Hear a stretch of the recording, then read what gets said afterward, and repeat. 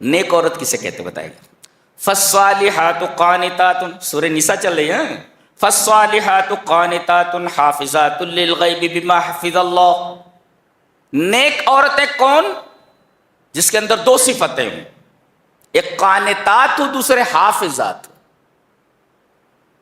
یہ اچھی عورت کی، نیک عورت کی علامت ہے، قانتات ہو اور حافظات ہو۔ کیا مطلب ہے قانتات کا؟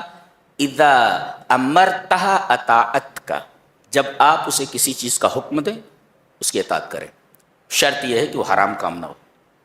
ادھر شراب کی بوتل اٹھا کر کے لانا، اٹھاؤں جھاڑو ذرا ذرا، تو یہ جائز کام کے لیے اگر حکم دے تو اس کی اطاعت کرنا ضروری ہے، حرام کام کا حکم دے تو نہیں کرنا چاہیے۔ ذرا شراب کی بوتل اٹھا کر لانا ذرا سا، جی اس میں اطاعت نہیں کرے گی وہ۔ تو جب تم اسے حکم دو تو اطاعت، اذا امرتها اطاعت کا، جب تمہیں اسے حکم دو تو اطاعت۔ اور دوسرے تمہاری غیر موجودگی میں تمہارے مال کی حفاظت کرے اور اپنی آبرو اور ناموس اور عزت کی حفاظت کرے، یہ دو چیزیں۔ فالصالحات، ایسی عورتیں صالحات ہیں، نیک ہیں، قانتات حافظات۔ اب بتایا گیا کہ اگر عورت سرکش ہو جائے تو، سرکش ہو جائے، اس پر آج میں نے عربی میں ایک لطیفہ پڑھا کہ اشتقت مرأۃ الی المحکم، وہ کورٹ میں گئی اور اپنے شوہر کے خلاف اس نے دعویٰ دائر کیا، شوہر کے خلاف۔ آج میں نے پڑھا، وہ عربی میں تھا وہ، تو جج نے پوچھا کیا بات ہے، اپنے شوہر کے خلاف تو نے یہ مقدمہ کیوں دائر کیا ہے، کیا وجہ ہے؟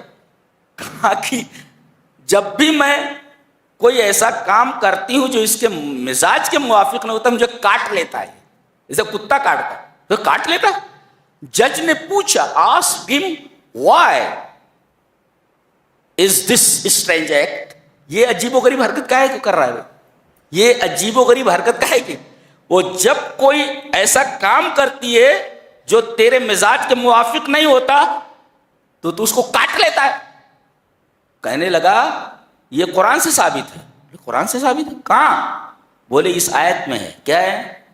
واللاتی تخافون نشوزہن فعظوہن، وعظ یعظ کا مطلب ہوتا نصیحت کرنا، اور عز یعظ کا مطلب ہوتا کاٹ لینا۔ تو وہ زوئے کو زواد پڑھ رہا تھا، زوئے کو زواد پڑھ رہا تھا۔ ایک صاحب کہہ رہے تھے غالباً یہ پاکستان کا وہ مرزا ہے جو اس کا مصداق ہے، اس لیے کہ اس کو عربی نہیں آتی، تو وہ ایزو کو نصیحت کرو کو عزو کا سمجھ رہا ہے کہ کاٹ لے۔ میں نے کہا کہ اگر یہ مرزا کی بات ہے تو مجھے تو علم نہیں ہے، بہرحال اس روایت کے راویوں کی تحقیق کرو کہ راوی ثقہ ہیں یا نہیں ثقہ۔ بہرحال تو the judge became flabbergasted, stunned، بہت حیران ہوا کہ یہ کیا کرتا ہے کہ مزاج کے خلاف کوئی بات ہوتی ہے عورت کو کاٹ لیتا ہے۔ کہا عورت سے کہ اس کو تو 80 بار کاٹ لے، اس کو 80 بار کاٹ اس کو۔ بہرحال کہا گیا واللاتی تخافون نشوزہن فعظوہن، اگر تمہیں اپنی بیوی کی طرف سے نافرمانی کا اندیشہ ہو، نافرمانی کرے تو پہلا کام سمجھاؤ۔ کیسے سمجھانا؟ اجی سنتی ہو کیا ہے؟ زندگی یہ ایک سائیکل ہے جس کے 2 پہیے ہوتے ہیں، اگر ایک پہیا خراب ہو جائے تو یہ پطرس بخاری کی سائیکل ہو جائے گی، چرخ چوں چرخ چوں چرخ چوں۔ تو اس طریقے سے زندگی بہت گھسٹ گھسٹ کر گزرے گی۔ زیادہ سدھر جا اللہ کی بندی، سدھر جا، وہ ٹائر بھی صحیح کر لے دوسرے والا، تو سمجھاؤ اس کو، اور اگر نہ مانے تو دوسرا اسٹیپ وَاهْجُرُوهُنَّ فِي الْمَضَاجِعِ، بات بند کر دو اس سے، بات نہیں کرتے اس، اور پھر بھی نہ مانے تو وَاضْرِبُوهُنَّ، مارو، لیکن ایسی مار نہیں مار سکتے، اجازت نہیں مارنے کی کہ جس سے ہاتھ پیر توڑ دو۔ میرے ایک ساتھی بتا رہے تھے کہ ایک صاحب آئے اور کہا کہ مسواک چاہیے۔ مسواک بولے تو بولے کتنی بڑی؟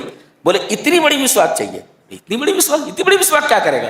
بولے میں نے سنا ہے کہ جب شوہر بیوی سے ناراض ہو تو مسواک سے مارے. ارے بھائی چھوٹی مسواک لے جاؤ, اتنی بڑی مسواک کا تو ڈنڈا ہو گیا ہو جی. تو بہرحال وَاضْرِبُوهُنَّ مارو, لیکن ضربن غیر مبرح, توڑ پھوڑ والی مار نہیں ہونا چاہیے. یہ جائز نہیں ہے, عورت کو اس طرح نہیں مار سکتے, اور خاص طور سے اس کے چہرے پر نہیں مار سکتے, اجازت نہیں ہے. ممانعت ہے اس کی, چہرے پر مار ہی نہیں سکتے آپ.